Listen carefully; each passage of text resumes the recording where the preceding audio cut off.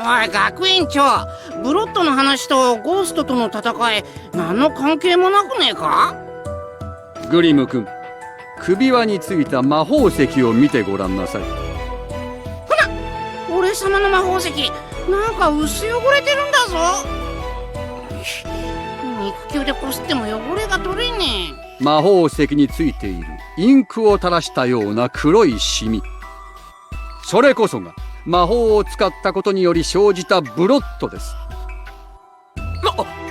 よく見ると俺のマジカルペンにもうっすらシミが。なんか汚ねえんだぞ。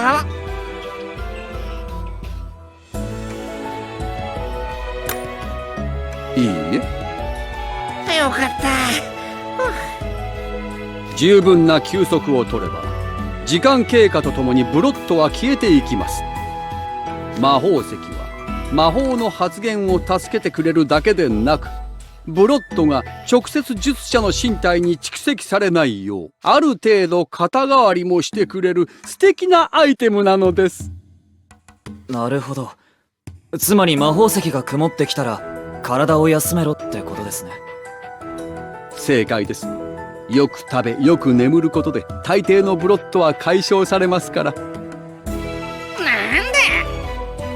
じゃあ俺様が大魔法師になってどでかい魔法をバンバン使えるようになっても安心なんだぞ。いつもよく食べてよく寝てるし。魔力量は人によって千差万別ですが、ごく一部の例外を除いてブロットの許容量にそれほど大きな差はありません。どういうことなんだぞ。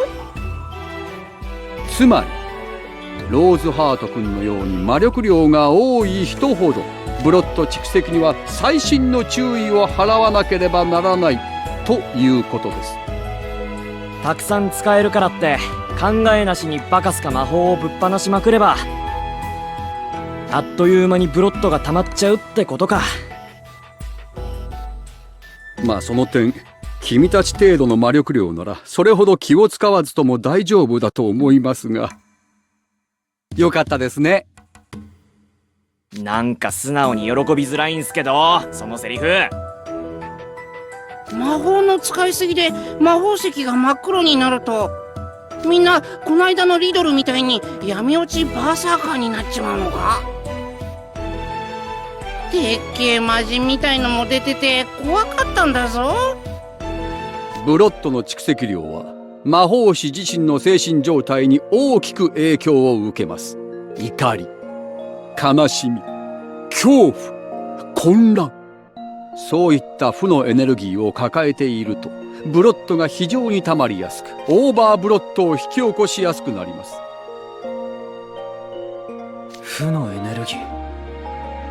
暴走状態のローズハート君の背後に現れた巨大な影、あれは負のエネルギーとブロットが融合して現れる化身だと言われていますが、実際のところ詳しいことは分かっていません。オーバーブロットについては未知数なことが多い。何せ事例がそう多くはありませんから。事例が多くてたまるかっつーの。あんなの二度とごめんだわ。ローズハート君は幸いにもその場で正気に戻すことができましたが、もしあのままだったら。ああ、考えたくない、恐ろしい。いきなりでけえ声出すからビビったんだぞ。失礼、つい取り乱してしまいました。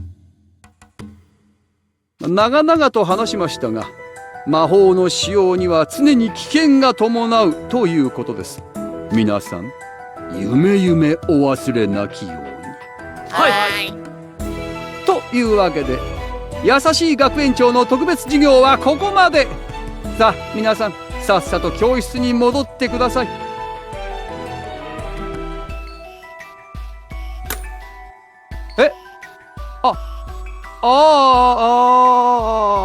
君が元の世界に帰る方法ね。もちろん探していますとも。忘れてなんかいません。嫌ですね。最近ちょっと忙しくて。目が泳いでるんだぞ。嘘じゃありませんよ。今私は10月に行われる両対抗マジカルシフト大会の準備で大忙しなんです。この後も寮長を集めた会議がありますし。マジカルシフト大会？